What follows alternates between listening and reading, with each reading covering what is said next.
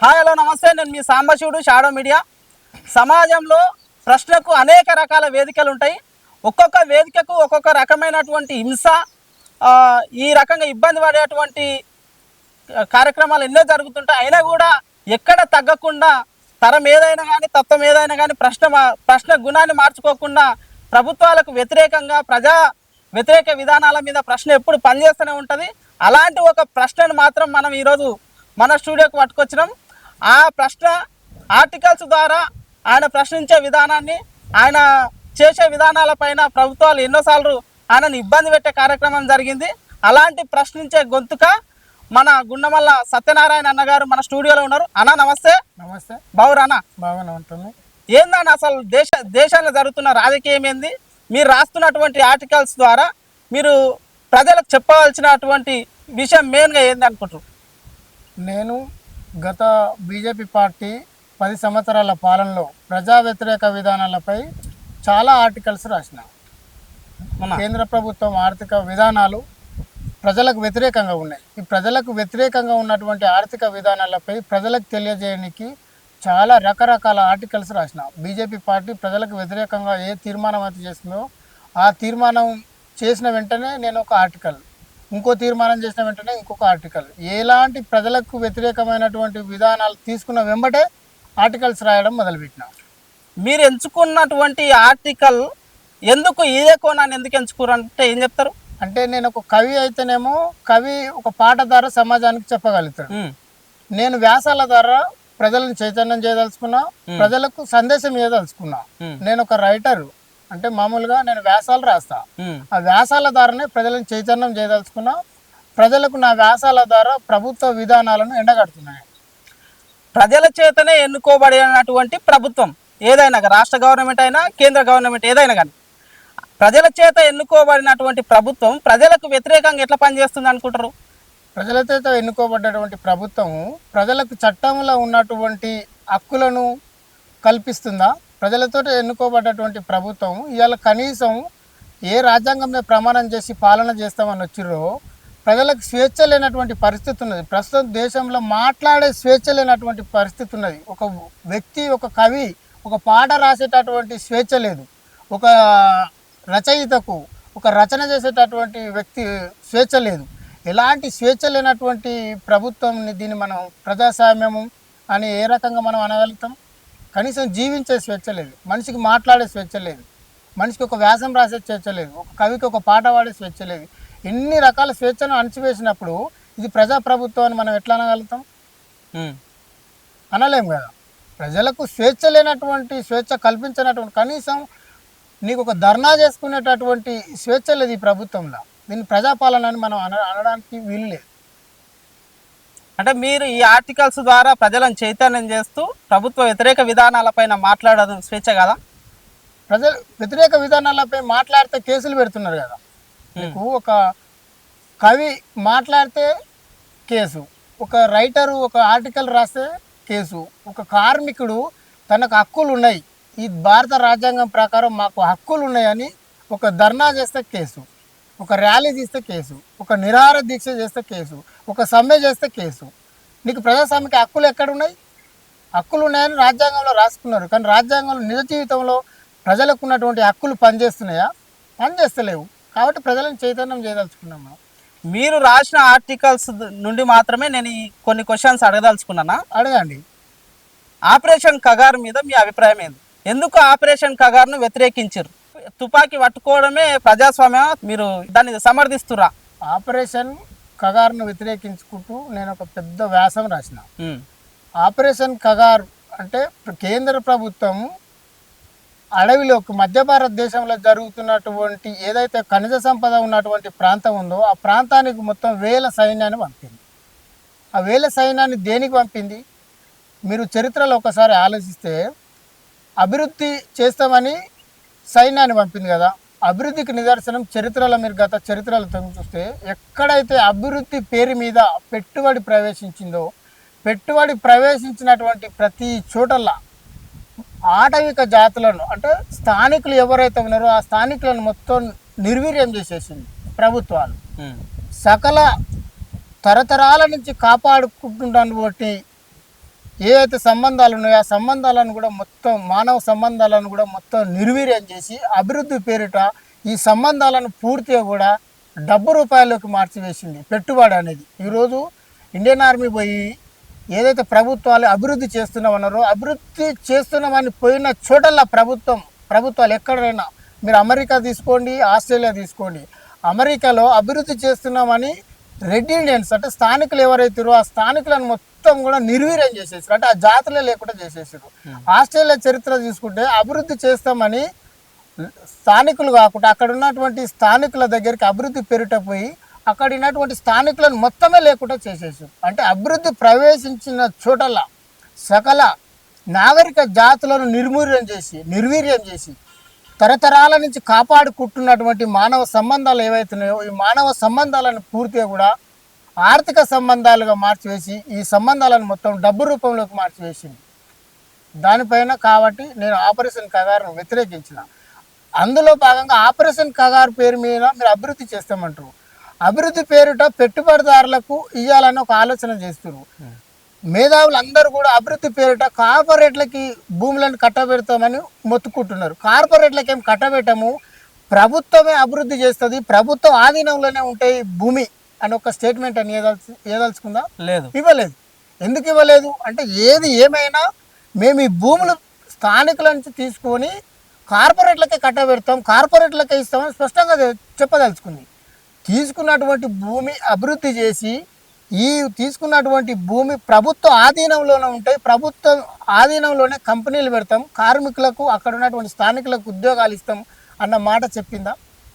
చెప్పలేదు. ఎంతసేపు మేము అభివృద్ధి చేస్తాం, ఈ భూములను మొత్తం కూడా పైసకు 2 రూపాయలకు 3 రూపాయలకు కార్పొరేట్లకు కట్టబెడతామని చెప్తుంది. కానీ నీకు తీసుకున్నటువంటి భూమి ఏదైతే ఉందో ప్రభుత్వమే ఉంచుకుంటుంది అని ఒక స్టేట్మెంట్ రిలీజ్ చేయలేదు. కాబట్టి ఆపరేషన్ కగారు మేము వ్యతిరేకించినాం. ఇంకా కూడా ఆపరేషన్ కగారు పేరిట పోయినటువంటి ఏవైతే బలగాలు ఉన్నాయో 4-5 రకాల కేంద్ర హోంశాఖ కింద 6-7 రకాల కేంద్ర సైనిక బలగాలు ఉంటాయి.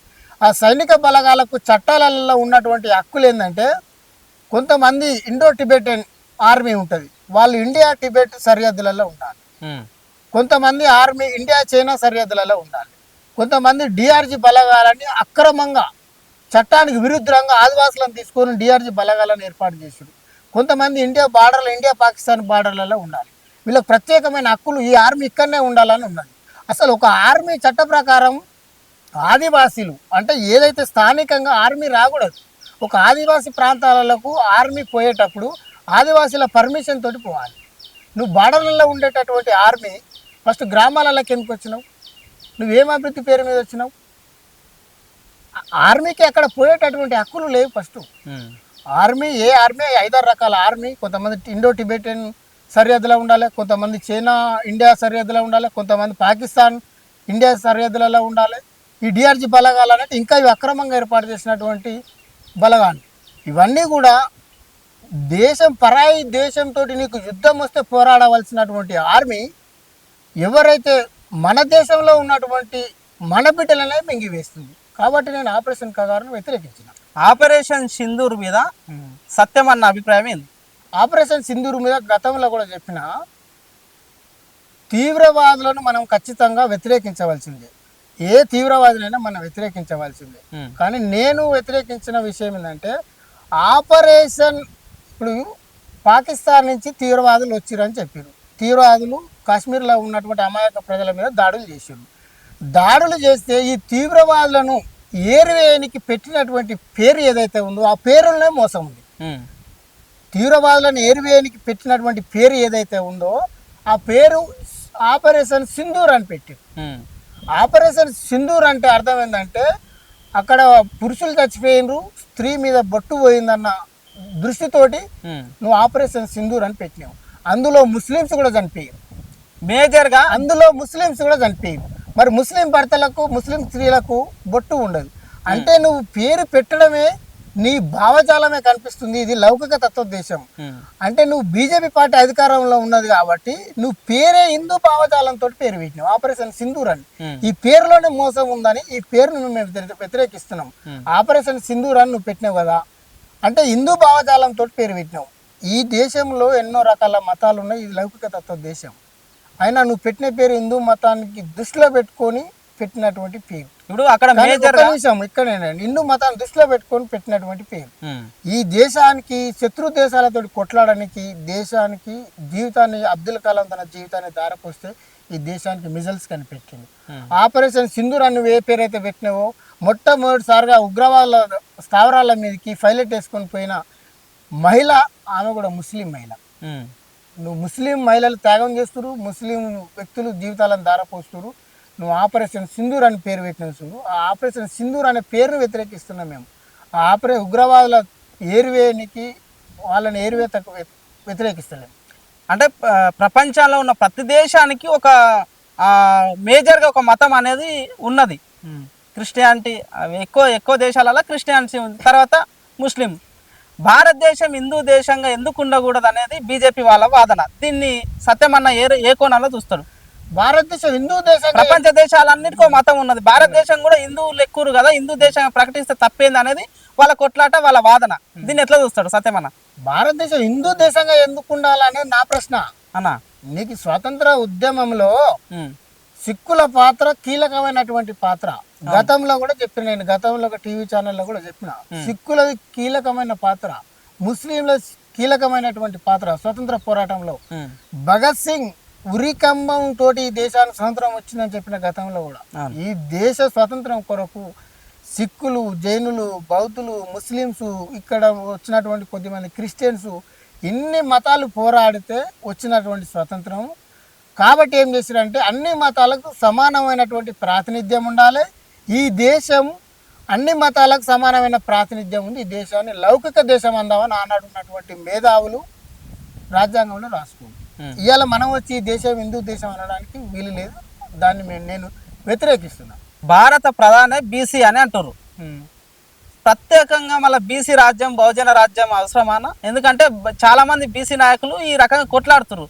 ప్రధానమంత్రి బీసీ ఉండగా మళ్ళీ కొత్తగా బీసీ రాజ్యాంగాన్ని, బహుజన రాజ్యాంగాన్ని అవసరమా? అందులోనే కుట్ర ఉంది. దేశానికి బీసీ ప్రధానమంత్రిని చేయడంలోనే కుట్ర ఉంది.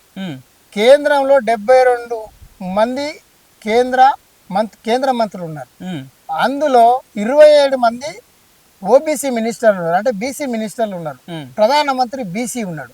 అయితే ఈ దేశంలో 140 కోట్ల జనాభాలో 80 కోట్ల జనాభా బీసీలు ఉన్నారు, ఓబీసీలు ఉన్నారు. అయితే ఈ ఓబీసీలను మొత్తం కూడా రాజకీయ రిజర్వేషన్ల దృష్టి మళ్లించడానికి కేంద్రంలో 27 మందికి ఓబీసీలకు మంత్రులు ఇచ్చారు, బీసీ ప్రధానమంత్రిని పెట్టారు. అంటే బీసీ ప్రధానమంత్రి ఉంటే 80 కోట్ల మందికి ఈ దేశంలో రాజకీయ రిజర్వేషన్లు అవసరం లేదని చాటి చెప్పనికేనా బీసీ ప్రధానమంత్రిని 27 మంది కేంద్ర మంత్రిత్వ శాఖలు ఇచ్చింది? అంటే రాహుల్ గాంధీ 80 కోట్ల బీసీల కోరిక నెరవేరకుండా ఉండడానికే ఈ దేశంలో కేంద్రంలో 27 మందికి బీసీ మంత్రిత్వ శాఖలు ఇచ్చారు, బీసీ ప్రధానమంత్రి పెట్టారు.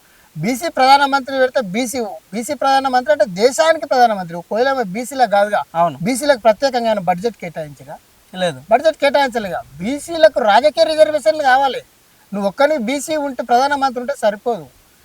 అసలు బీసీలకు వాళ్ళకి రాజ్యాంగపరమైన హక్కులేందో వాళ్ళకి ఇచ్చేసిన తర్వాత నీకు ఓసీ ప్రధానమంత్రి ఉన్నా పర్వాలేదు, మైనార్టీలు ప్రధానమంత్రి ఉన్నా పర్వాలేదు, ఎస్టీలు ప్రధానమంత్రి ఉన్నా పర్వాలేదు, ఎస్సీలు ప్రధానమంత్రి ఉన్నా పర్వాలేదు. ఒక బీసీ ప్రధానమంత్రిని చూసి 80 కోట్ల మంది ప్రజలకు రాజకీయ హక్కులు లేకుండా, రాజకీయంగా మీకు రాజకీయ హక్కులు అడగకుండా చూస్తున్నారు చూడు, అందులో దుర్మార్గం ఉందని అంటున్నాను.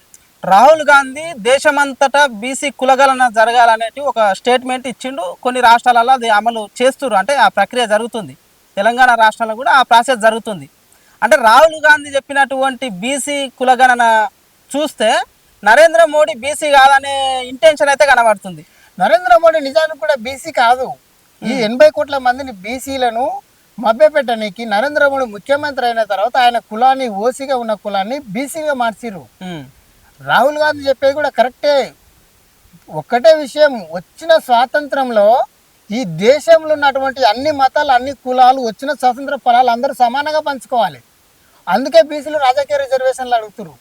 బీసీలకు రాజకీయ రిజర్వేషన్లు ఇవ్వండి. బీసీలకు రాజకీయ రిజర్వేషన్లు ఇస్తే కేంద్రంలో బీసీ ప్రధానమంత్రి ఉండని, ఓసీ ప్రధానమంత్రి ఉండని, ఎస్సీ ప్రధానమంత్రి ఉండని, ఎస్టీ ప్రధానమంత్రి అని ఉండని, ఎవరున్నా పర్వాలేదు. బీసీలకు రాజకీయ రిజర్వేషన్లు కావాలి, బీసీలకు కులగణన చేపట్టాలి, వాళ్ళ ప్రాతినిధ్యం ఎంత ఉందో వాళ్ళ ప్రాతినిధ్య జనాభా దామాస ప్రకారం బీసీలకు రాజకీయ రిజర్వేషన్లు కావాలి. ప్రధానమంత్రి ఎవరు అనేది నథింగ్.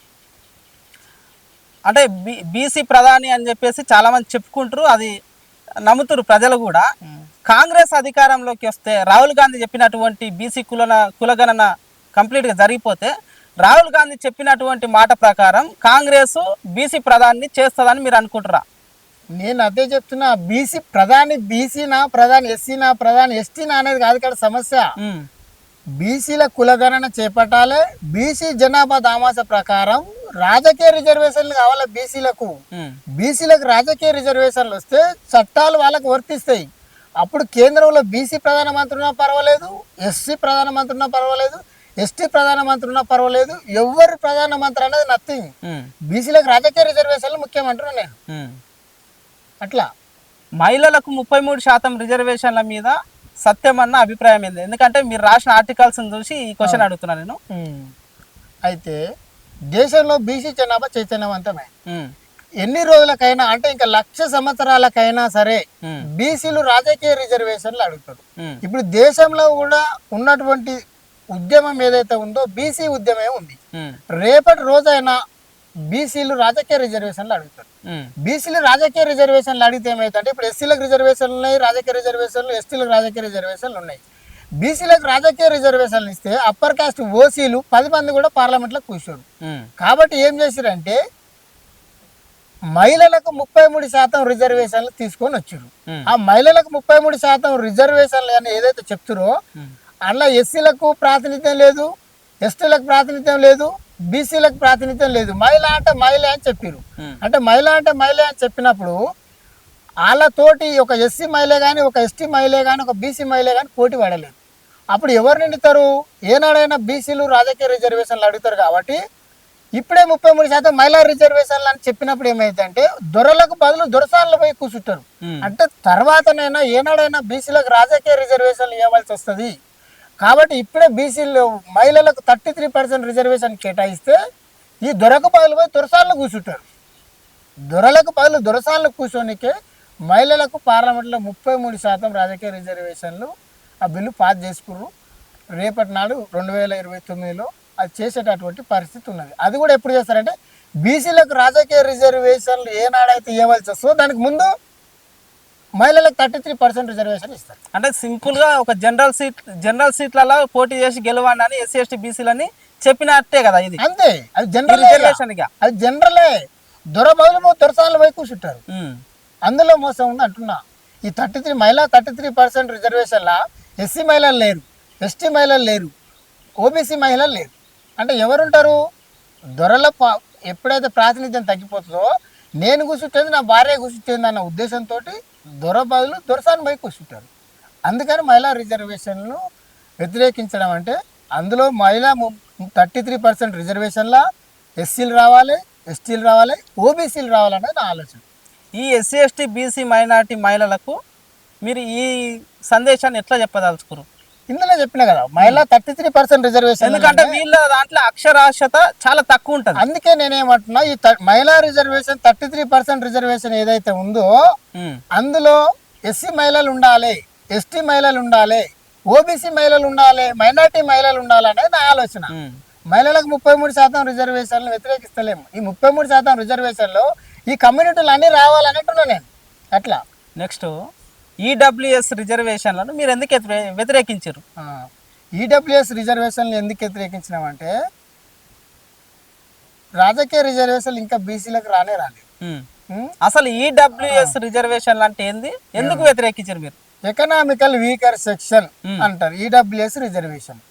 ఈ ఈడబ్ల్యూఎస్ రిజర్వేషన్ ఎంత దుర్మార్గమైనదంటే స్వతంత్రం వచ్చి ఇన్ని రోజులైనా ఓబీసీలకు రాజకీయ రిజర్వేషన్లు లేవు.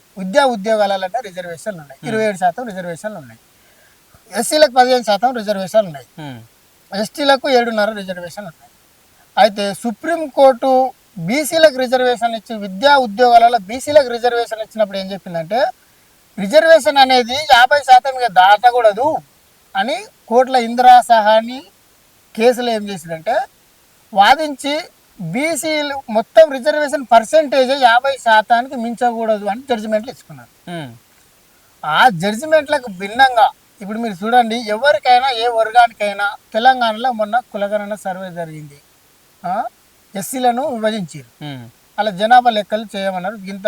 ఇంత శాతం ఉందని ఏదో ఒక లెక్క తీసుకున్నారు. అవును, 2011 ఆ లెక్క తీసుకొని ఎస్సీలలో గింత ఉన్నారు, గింత ఉన్నాయని వాళ్ళ శాతం పనిచేసేసారు. అవును. నీకు ఈడబ్ల్యూఎస్ రిజర్వేషన్ అంటే అగ్ర కులాలలో ఉన్నటువంటి పేదలకు రిజర్వేషన్ ఇచ్చేటప్పుడు వాళ్ళ జనాభా లెక్క పెట్టాలి. కనీసం జనాభా లెక్క కూడా ఎవరు పెట్టాలి? కేంద్రమైన కులగణన సర్వేనే చేయాలి. రాష్ట్రాలు చేస్తే కూడా సరైన విధానంగా కోర్టుకు పోతే కూడా కొట్టివేస్తారు. అసలు ఓసీలు అంటే అప్పర్ క్యాస్ట్లా ఎంతమంది పేదలు ఉన్నారని వాళ్ళ జనాభా లెక్కలు చేయలేదు. ఇలా రాజ్యసభలో పెట్టిరు, బిల్లు పాస్ చేసారు, తెల్లారు లోక్సభలో పెట్టిరు, బిల్లు పాస్ చేసారు. ఎవరైనా ఇతర కమ్యూనిటీలు సుప్రీంకోర్టుకు పోతారని మళ్ళీ సుప్రీంకోర్టుకు పోయి సుప్రీంకోర్టులో జడ్జిమెంట్ ఇప్పించి పాస్ చేసి వాళ్ళు ఉన్నదే 7-8% జనాభా. ఆ 7-8%లో కూడా పేదోళ్ళు అగ్ర కులాలలో ఉన్న పేదలు ఉండవు. అగ్ర కులాలలో ఉన్న పేదలు 2% ఉంటారు. దుర్మార్గంగా 10% రిజర్వేషన్ తీసుకొని వచ్చారు. అవును, ఇది చాలా దుర్మార్గం. మొన్న కానిస్టేబుల్ ఉద్యోగాలలో బీసీడీ అంటే యాదవులే కానీ ముద్రావులే కానీ 110 మార్కులు వస్తే కానిస్టేబుల్ జాబ్ రాలేదు. 80 మార్కులు వచ్చిన ఓసీ క్యాండిడేట్కు కానిస్టేబుల్ జాబ్ వచ్చింది. ఇది చాలా దుర్మార్గమైన విషయం. అందుకే ఈడబ్ల్యూఎస్లో కూడా నీకు ఎస్సీలు ఉండాలి, బీసీలు ఉండాలి, ఓసీ మన ఎస్టీలు ఉండాలి. అన్ని కమ్యూనిటీ వెనుకబడ్డ తరగతి కులాలు అన్నప్పుడు అన్ని కమ్యూనిటీలను తీసుకోవాలి. కేవలం ఆర్థిక వెనుకబాటు అని చెప్పి అగ్రకులాలనే తీసుకురు. ఆర్థిక వెనుకబాటు అనేది అగ్రకులాలకే ఉండదు, అన్ని కులాలకు ఉంటది. అందులో ఎవరికి ప్రాతినిధ్యం లేదు. కేవలం అగ్రకులాలు ఉన్న పేదలు అని చెప్పిరు. అగ్రకులాలు ఉన్న పేదలే 3% ఉంటారు. అగ్రకులాలే 10% ఉంటారు. 10% రిజర్వేషన్ ఇచ్చారు. ఇది చాలా దుర్మార్గమైన విషయం కాబట్టి నేను ఈడబ్ల్యూఎస్ రిజర్వేషన్ వ్యతిరేకించాను. 10 ఏళ్ల బీజేపీ పాలన మీద సత్యమన్న అభిప్రాయం ఏంది? 10 ఏళ్ల బీజేపీ పాలన మీద మీరు చూసుకున్నట్టయితే కేంద్ర దర్యాప్తు సంస్థలు ఉంటాయి కొన్ని, ఈడీ అని, సిబిఐ అని ఉంటాయి. 10 ఏళ్ల బీజేపీ పాలనలో మీరు ఇప్పుడు గూగుల్లో కూడా కొట్టుకోండి, కేంద్రంలో కాంగ్రెస్ ప్రభుత్వం ఉన్నప్పుడు 200 చిల్లరే ఉండే, 150-200 చిల్లర కేసులు ఉండే. ఇవాళ ఈడీ కేసులు, సిబిఐ కేసులు 2000 చిల్లర కేసులు ఉన్నాయి. ఈ రోజుకు ఈ ముఖ్యమంత్రిని దింపాలనుకుంటే ఈ క్షణంలో దింపేస్తారు. ఇంకొక మనిషిని క్యాండిడేట్ పెట్టాలనుకుంటే పెట్టుకుంటారు. రాష్ట్రాలలో అయితే ఎన్డీఏ కూటమిలో లేని పార్టీలు ఏవైతే ఉన్నాయో ఆ పార్టీలకు నిధులన్నీ ఆపేస్తారు. ఎవరైతే వాళ్ళకి వ్యతిరేకంగా మాట్లాడతారో వాళ్ళ ఇంటికి తెల్లారే లోపు సిబిఐ ఇంక్వైరీ కమిటీ వస్తుంది, ఈడీ వాళ్ళు వస్తారు, ఇన్కమ్ ట్యాక్స్ వాళ్ళు వస్తారు. ఏం జరుగుతుందో తెలియదు. నీకు మనిషికి మాట్లాడే స్వేచ్ఛ లేనటువంటి ప్రభుత్వం బీజేపీ పార్టీ ప్రభుత్వం. అందుకనే వ్యతిరేకిస్తున్నాం. కేంద్ర నేరాలు పెరిగినాయా పెరిగినాయి అంటున్నా. అదే ఇప్పుడు నువ్వు గూగుల్లో కొడితే కొన్ని వేల సంఖ్యలకే సిబిఐ కేసులు, ఈడీ కేసులు 200 చిల్లర ఉండే 2000 చిల్లర అయినాయి.